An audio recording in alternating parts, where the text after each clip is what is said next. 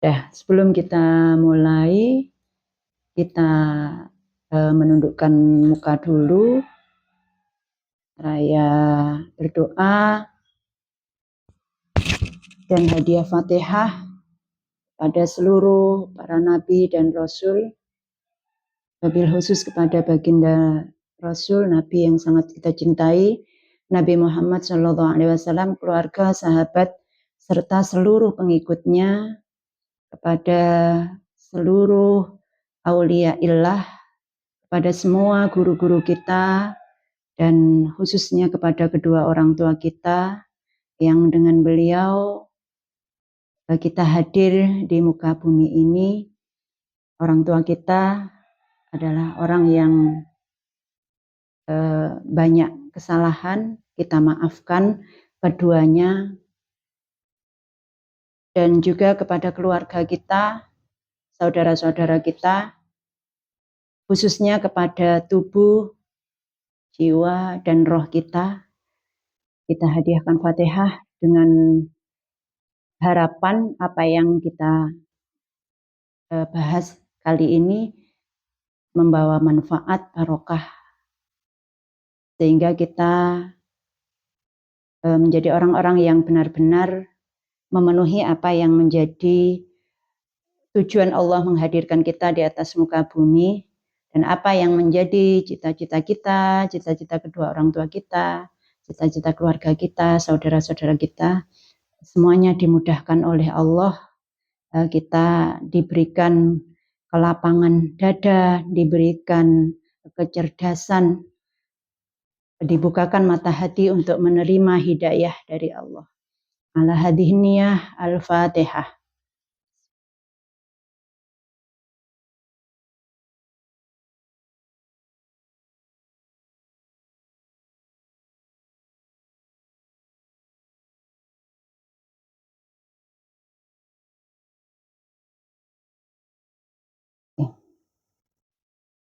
Sehat ya semua hari ini? Sehat ya? Oke, sehat ya.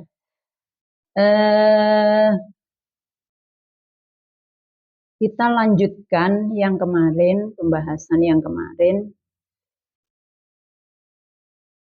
mengenai kan yang sudah kita bahas kemarin itu 7 martabat alam gitu ya.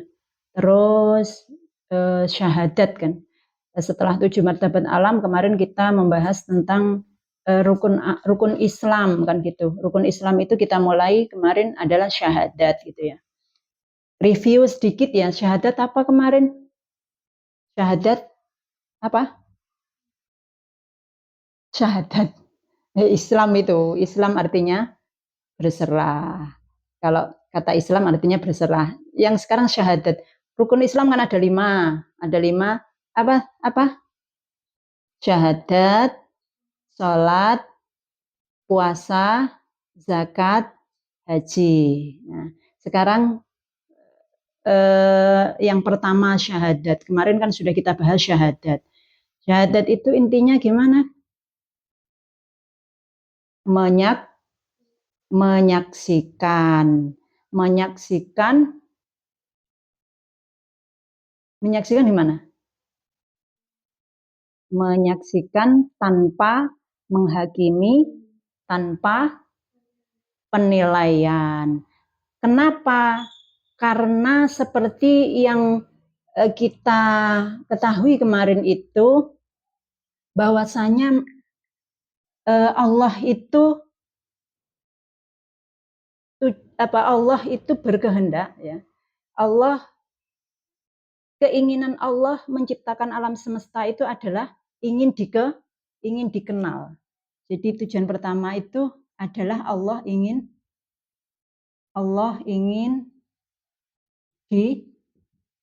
dikenal. Kan gitu ya kemarin ya. Allah ingin dikenal, maka aku ciptakanlah makhluk kan gitu. Ini kanzun mahfiyun. Fa'aratu an u'arrafa fa khalaqtu al-khalqata. Aku adalah perbendaharaan yang tersembunyi. Aku ingin dikenal, maka aku ciptakanlah makhluk kan gitu. Aku ciptakanlah makhluk. Nah, persaksian berkaitan dengan tujuan Allah itu adalah Allah ingin dikenal, maka ketika makhluk ini sudah wujud, maka ketika makhluk itu sudah wujud, makhluk sudah wujud, nah, maka makhluk ini harus memenuhi tujuan Allah, gitu ya. Maka makhluk ini harus memenuhi tujuan Allah untuk apa? Supaya Allah ini dikenal, kan gitu.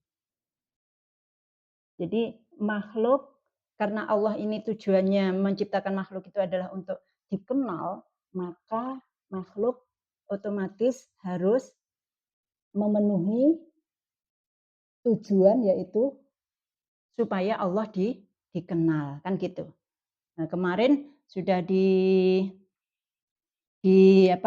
dijelaskan bahwa ketika ini umpama jasad bayi, ketika ini jasad dan dia belum ada rohnya, maka ini adalah benda mati. Benda mati yang tidak bisa ngapa-ngapain, tidak bisa berbuat apa-apa. Begitu ditiupkan roh kepadanya, yang mana roh itu adalah percikan ilahi, maka sang jasad yang badan ini jadinya menjadi hidup, gitu ya, menjadi hidup dan memenuhi apa yang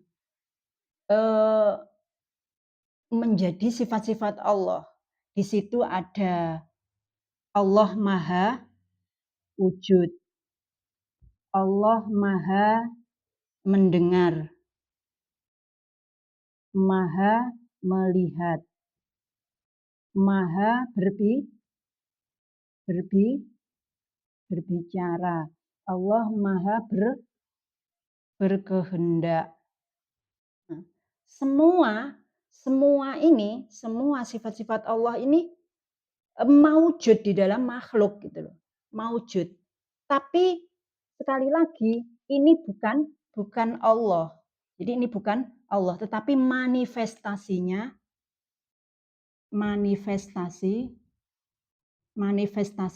Allah. Manifestasinya itu maksudnya penampakan, menampak, gitu loh. Menampak sebagai makhluk, tetapi bukan Allah, gitu. Sampai di sini paham ya? Paham ya?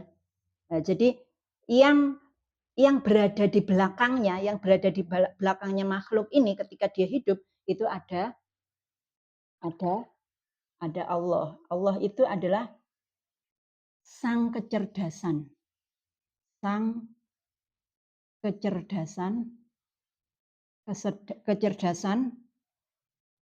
batas. Kecerdasan tanpa batas. Kita mengenalnya sebagai begitulah, kecerdasan tanpa batas. Kenapa dibilang kecerdasan tanpa batas? Karena kalau kita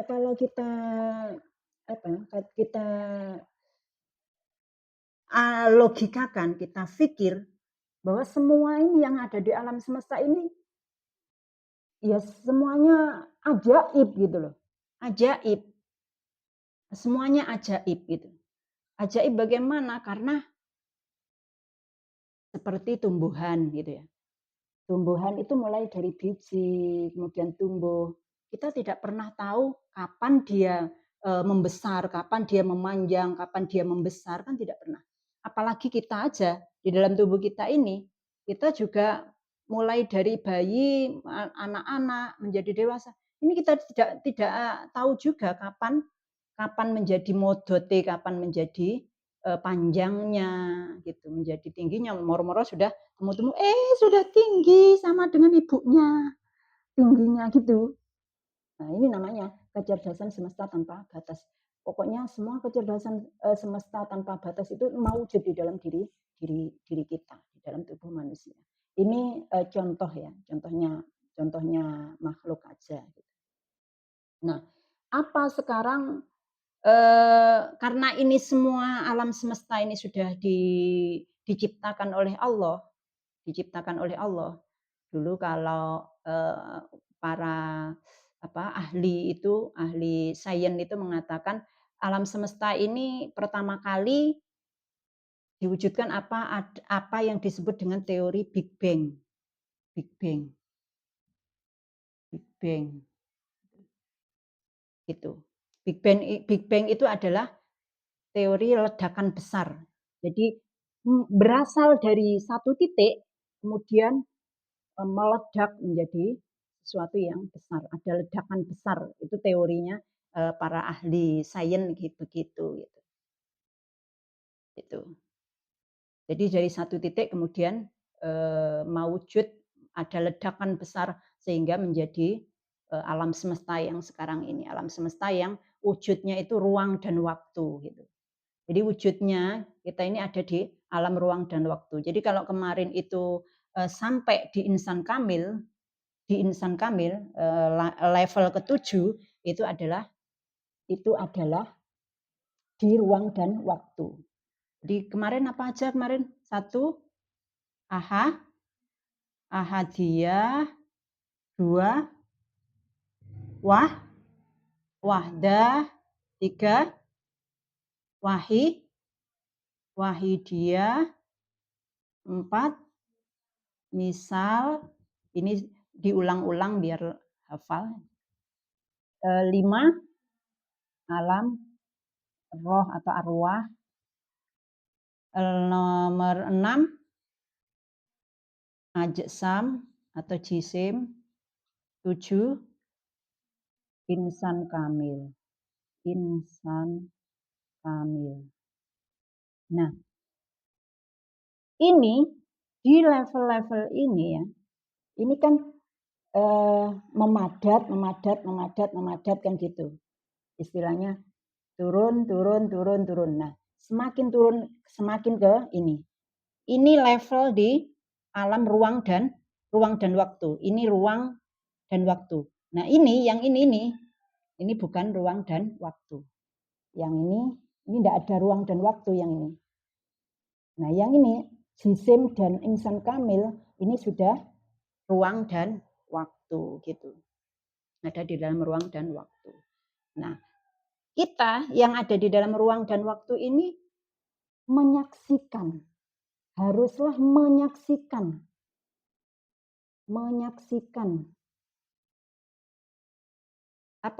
ciptaan Allah, alam semesta ini sebagai kemahakuasaannya Allah.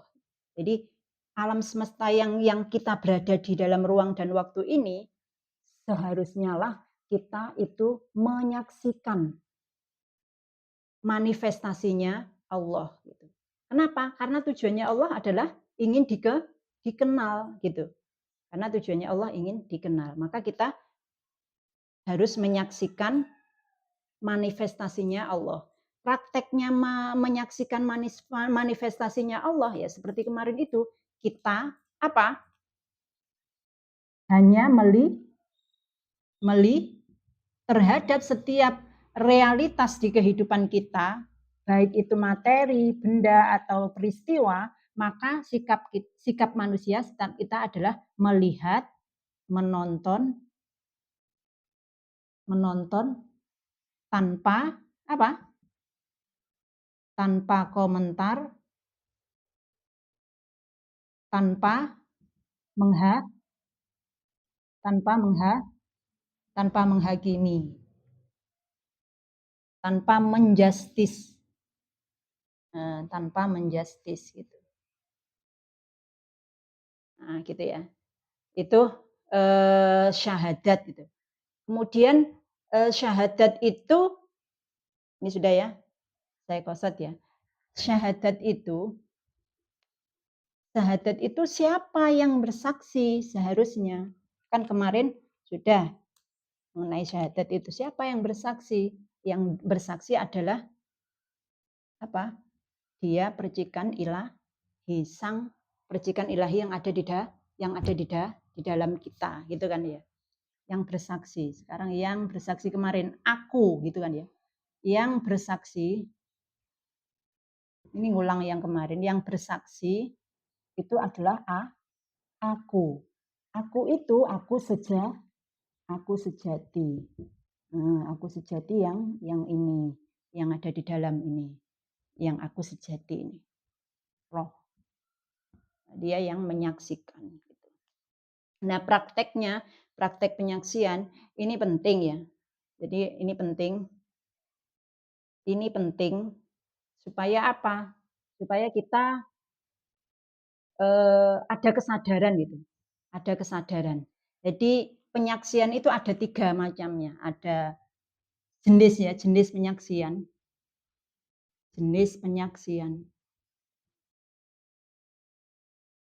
Jenis penyaksian itu ada 3. 1, penyaksian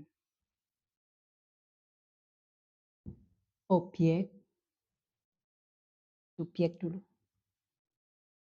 Subjek. Ada penyaksian objek. Objek. 3, ada penyaksian jarak. Jarak antara objek, antara subjek dan objek. Subjek dan objek. Ini penting karena nanti ini berkaitan dengan kesadaran. Dengan kesadaran kita, apa yang disebut dengan kesadaran itu. Penyaksian subjek, namanya subjek. Subjek itu kan pelaku. Kan ya? Pelaku. Pelaku itu setiap kali kita terbangun, ini kan ketika kita mengalami sebuah peristiwa, itu kan ada subjek, ada jarak di sini, ada jarak, terus ada di situ objek. Seperti contohnya ketika saya ini sedang melihat, saya melihat apa ini? Spidol. Oke, saya sedang melihat spidol. Berarti ini subjeknya saya, ini objeknya spidol, antara saya dengan apa ini namanya?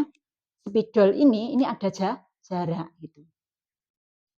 Ada jarak. Nah, penyaksian sebagai subjek ini kita sadar saya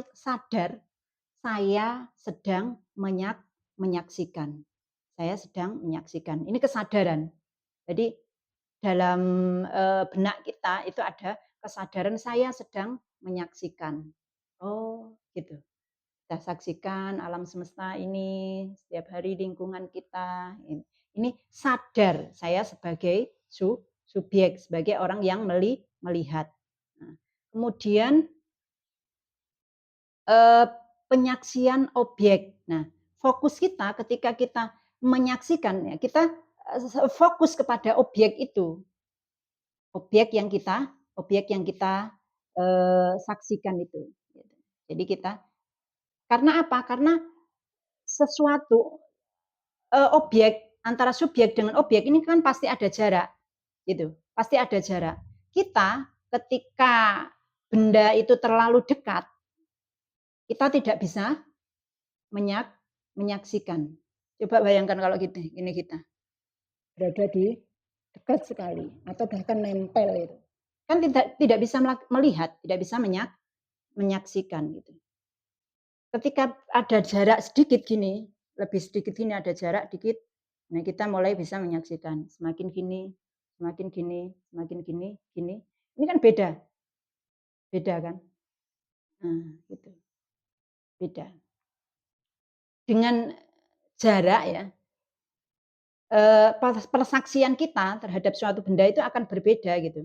Ketika berada misalkan bola segini, saya tempelkan di depan mata saya gini, saya tidak bisa melihat dengan seutuhnya. Tapi ketika kita ada jarak dikit, kita mulai berbeda. Penyaksian kita itu berbeda. Begitu agak jauh lagi ke sini bolanya, kita bisa melihat secara utuh. Tetapi ketika itu terlalu jauh di sana, justru kita tidak bisa melihat juga gitu. Ini namanya kesadaran atau penyaksian objek dan subjek. kemudian jarak. Nah, ini penyaksian jarak. Jenis penyaksian jarak. Jadi antara ketika saya melihat begini ya, ini subjek, ini objek. Nah, di sini ini kan ada ruang kosong. Ini namanya jarak. Dan ini kita sadari gitu loh. Kita sadari bahwa di sini ada ruang kosong. Ruang kosong yang ini kita saksikan juga ruang kosong ini gitu. Itu namanya penyaksian. Nah, nanti di ketika kita praktek juga itu ada namanya menyaksikan pikiran. Menyaksikan pikiran. Namanya menyaksikan pikiran. Contohnya menyaksikan pikiran gimana? Misalkan kalian kenal siapa yang kalian kenal misalkan? Yang kalian kenal? Siapa? Ortu. Oke, ortu. Ketika bertemu seperti ini, kalian dengan ortu, kan ketemu. Ya. Itu kan tidak usah membayangkan kan ya? Sudah tahu kan? Tapi ketika berada di ruang lain atau berada di luar kota misalkan, bisa enggak kita melihat ortu? Melihat ortu, orang tua, bisa? Bisa. Bisa melihatnya di ruang imajinasi, di ruang imajinasi atau di ruang pikiran. Nah, di ruang pikiran itu kita bisa ada penyaksian juga di situ loh. Ada penyaksian juga. Berarti kalau kita sedang memikirkan bentuknya orang tua saya gimana gitu ya misalkan. Atau sedang mengingat-ingat oh orang tua saya ketika memasak misalkan gitu. Nah, kita ingat bentuknya seperti ini ketika sedang memasak gitu ya, ingat gitu.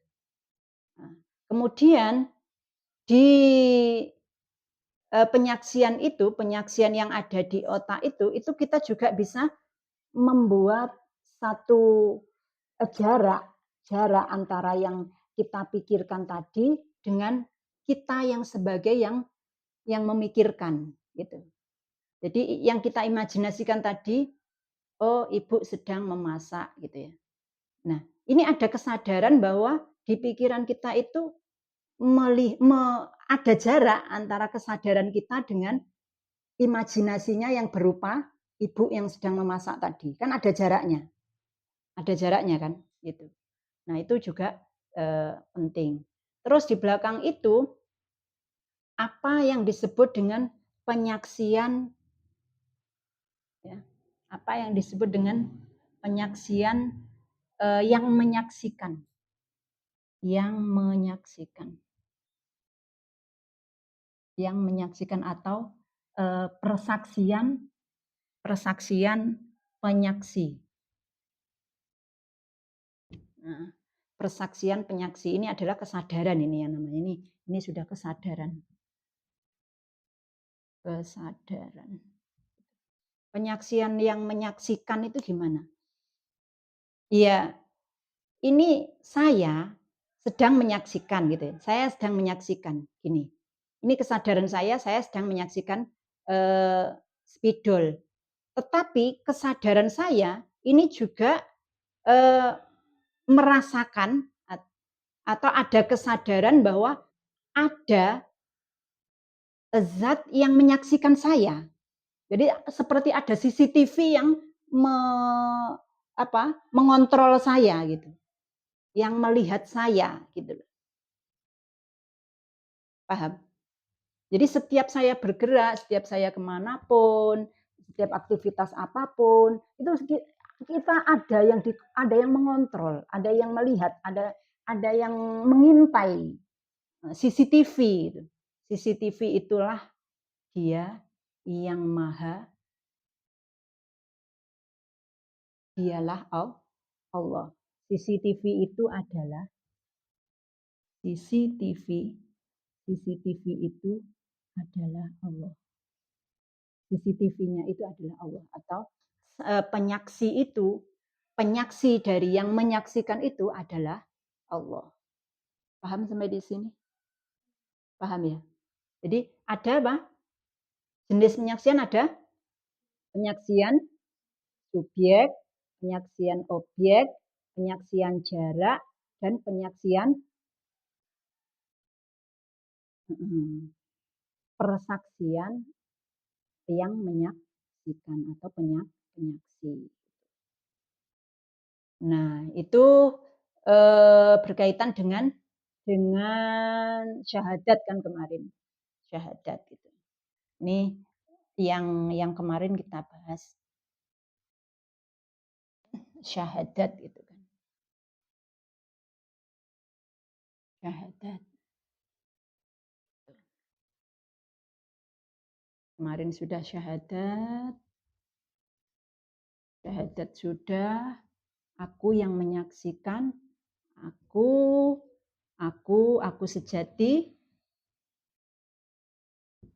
terus bersaksi,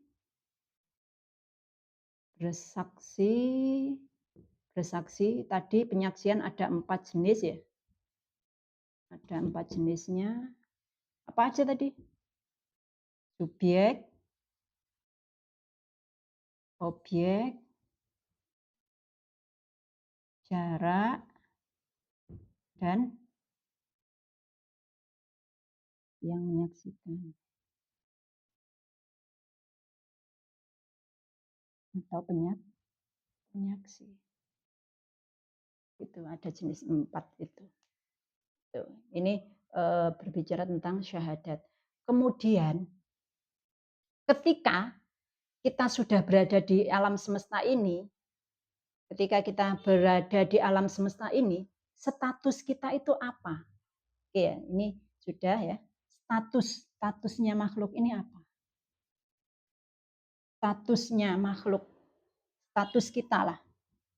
Status kita manusia. Itu apa? Atau siapa? Atau apa? Apa perannya?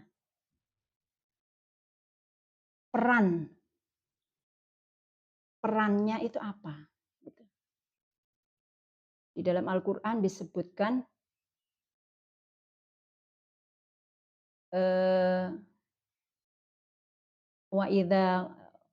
di dalam Al-Quran itu disebutkan inni ja'ilun fil ardi khalifah gitu ya. Di dalam wa idz qala rabbuka lil malaikati inni ja'ilun fil ardi khalifah. Di dalam surat Al-Baqarah disebutkan begitu. Dan ingatlah ketika Allah berkata kepada para malaikat, aku akan menjadikan manusia, menjadikan khalifah di muka bumi. Yang kemudian kita kenal sebagai manusia. Jadi ini di sini manusia itu statusnya sebagai khalifah. Khalifah itu apa? Khalifah apa? Pengganti atau wakil. Pengganti atau wakil. Berarti ketika kita ini menjadi pengganti, menjadi wakil, maka apa yang harus kita lakukan?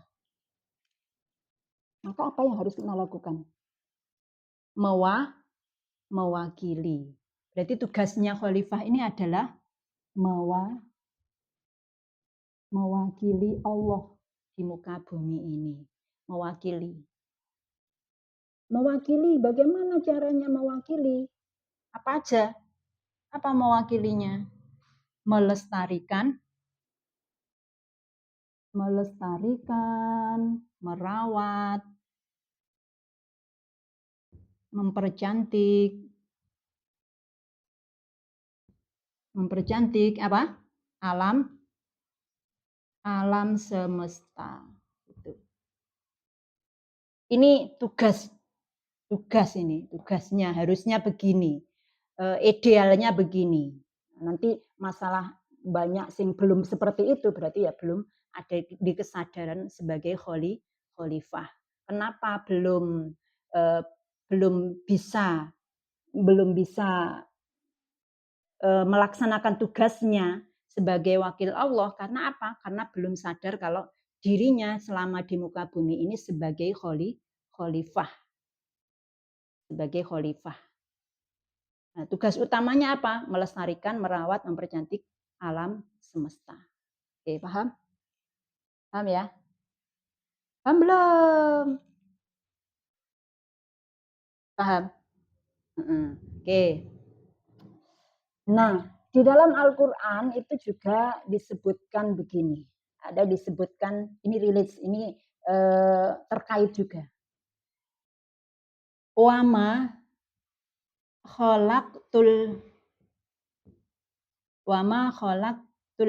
jinna wal insa wama khalaqtul jinna wal insana illa liya'budun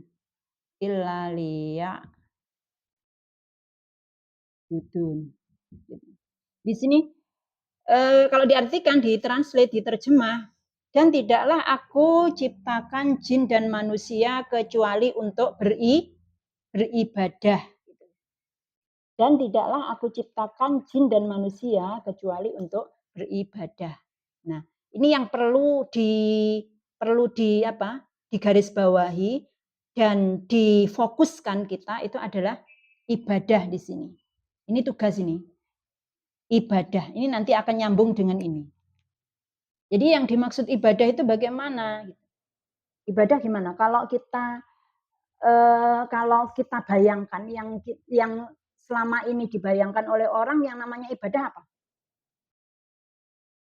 Sholat, oke. Puasa, oke. Apalagi? Haji, zakat, umroh.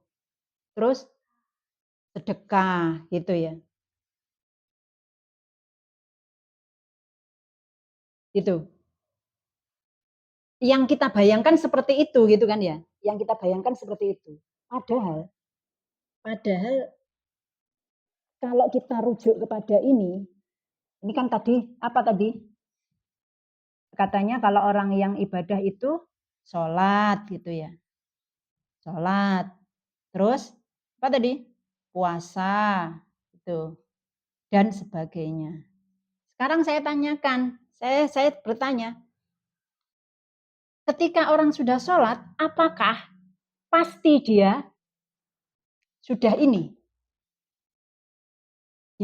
Apakah orang yang sudah sholat itu pasti begini? Pasti sudah melestarikan alam, sudah merawat alam, mempercantik alam, sudah mewakili Allah. Apa mesti begitu? Banyak enggak yang sudah sholat tapi buang sampah sembarangan? Banyak enggak? Masih ada. Masih ada. Banyak. Banyak. Masih ada. Banyak gitu. Berarti sholat, puasa ini bukan ibadah dia. Jadi sholat dan puasa itu belum prestasi gitu. Yang sudah prestasi itu adalah sholat yang sudah dia menghantarkan kepada ini gitu. Yang sudah menghantarkan kepada mewakili menjadi khalifah di muka bumi. Berarti sholat ini bukanlah, belum dikatakan ibadah. Itu belum dikatakan ibadah. Lalu yang ibadah yang gimana? Yang ibadah itu orang yang sudah menjadi hamba, gitu ya. Hamba Allah. Hamba di sini berarti yang sudah menunaikan tugasnya sebagai khalifah, ini dinamakan hamba. Nah, kalau belum menunaikan tugas sebagai khalifah, maka belum bisa dikatakan hamba meskipun dia rajin sholat. Karena apa? Karena sholatnya tidak berdampak apa-apa. Gitu. Karena sholatnya tidak berdampak kepada alam semesta. Karena sholatnya tidak berdampak, tidak memiliki dampak yang baik pada lingkungan, kepada orang-orang sekitar. Ini tidak ada dampaknya. Gitu. Berarti sholat ini sifatnya, sholat ini statusnya dia hanyalah Statusnya sholat ini adalah latihan. Gitu. Sholat itu adalah latihan.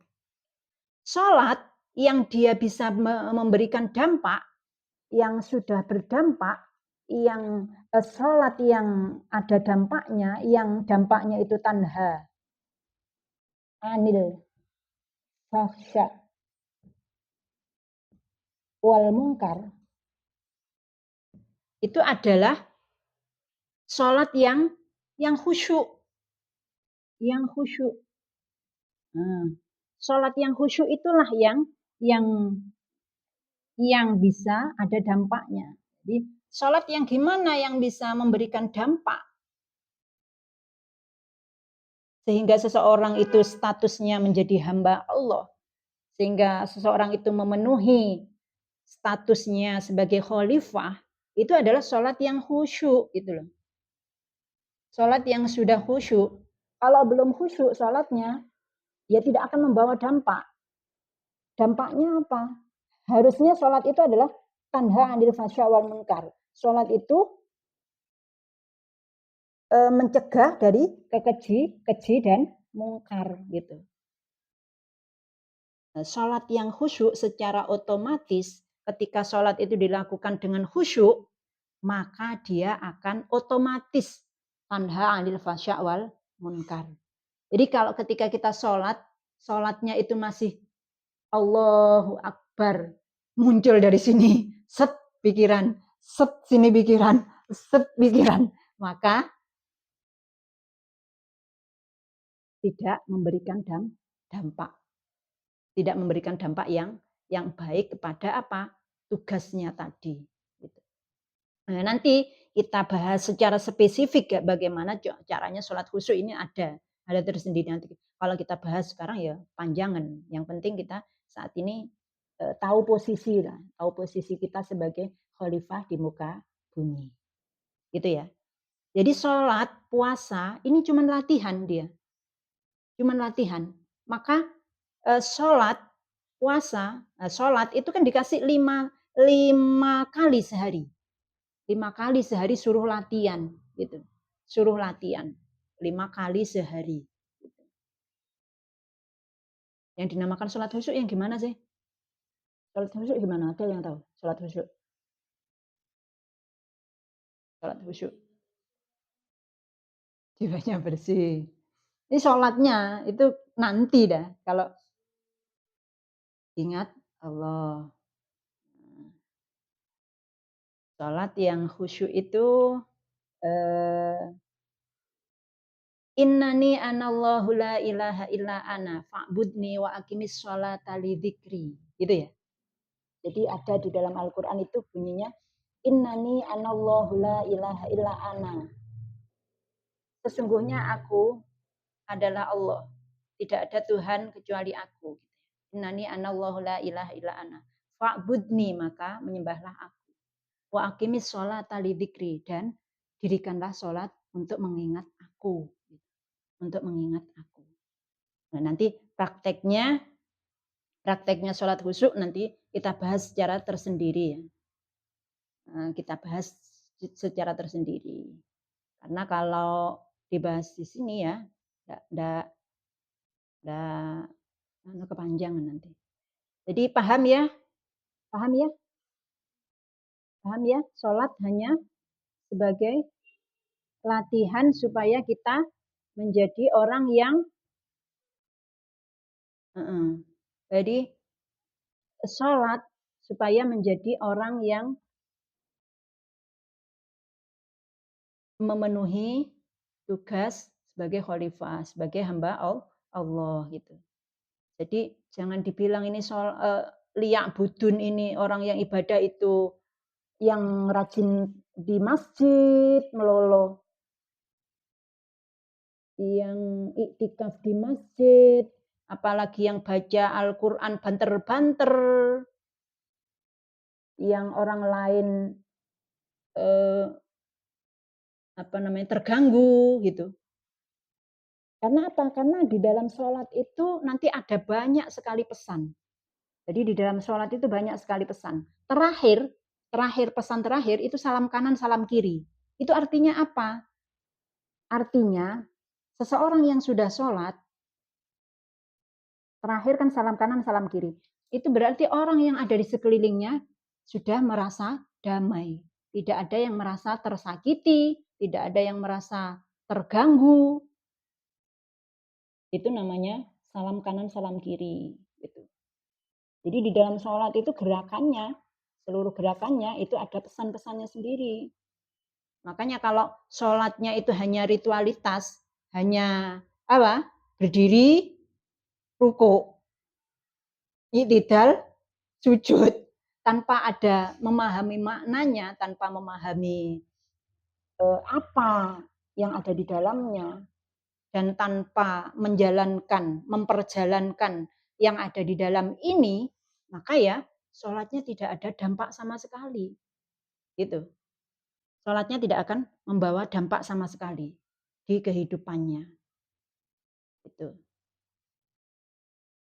Maka nanti harus belajar sholat khusyuk itu ada waktunya tersendiri gitu. Gitu ya. Jadi sholat bukanlah ibadah, tetapi latihan untuk menjadi orang yang beribadah. Karena apa? Karena orang yang beribadah itu orang yang sudah memenuhi, orang yang sudah memenuhi hablum minallah, hablum minallah, hablum minannas, dan hablum minal alam. Gitu. Jadi seorang hamba yang benar-benar hamba, yang sudah khalifah fil ardi, yang statusnya benar-benar hamba, yang sudah mewakili Allah, itu adalah orang-orang yang hubungannya kepada Allah oke.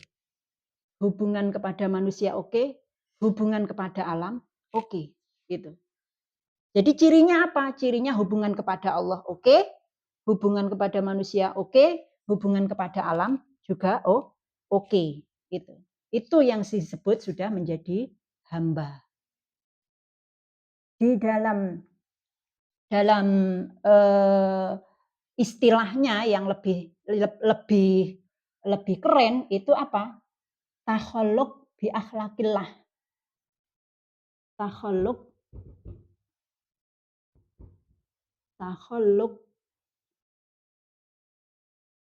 bi akhlakillah. Bi akhlakillah. Bi akhlakillah.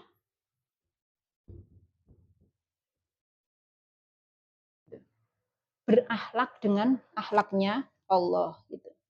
Jadi hamba yang benar-benar memenuhi tugasnya sebagai wakil Allah di muka bumi, sebagai khalifah fil ardi, itu yang sudah takhalluk bi akhlakillah itu. Berakhlak seperti Allah, seperti akhlaknya Allah. Nah, ini bahasa ini sangat tinggi sekali. Tetapi ya kalau sama persis dengan Allah ya enggak bisa gitu. Nah, gitu. Tetapi kita berusaha untuk mencontoh perlakuan Allah kepada makhluknya itu seperti apa. Perlakuan Allah kepada makhluknya itu seperti apa. Karena di situ yang paling bisa kita contoh yang pertama kali mungkin jalan yang paling gampang itu adalah Ar-Rahman Ar-Rahimnya. Jadi kita mulai dari Ar-Rahman Ar-Rahimnya. Kalau kita mau takhalluk bi akhlakillah, kita ingin mencontoh akhlaknya Allah, kita mulai dari Ar-Rahman Ar-Rahim. Bagaimana Allah berwelas asih. Gitu. Sangat kasih sayang. Allah itu sangat kasih sayang kepada makhluknya. Makhluknya tidak sholat, tetap dikasih rezeki. Gitu. makhluknya ndak puasa, tetap dikasih rezeki. Itu saking Ar-Rahman Ar-Rahimnya Allah. Apalagi yang pada yang sholat ya tentu sangat disayangi gitu. Ar-Rahman Ar-Rahim artinya apa? Maha Pengasih, Maha Penyayang, sangat welas asih gitu. Iya, sangat welas asih. Nanti ditanyakan welas asihnya gimana? Kok aku nggak punya uang, misalkan gitu. Kok aku nggak punya uang, katanya welas asih. Kok aku nggak punya uang gitu, misalkan. Loh, uang itu nikmat yang seberapa dibandingkan dengan yang diberikan oleh Allah kesehatan kita ini.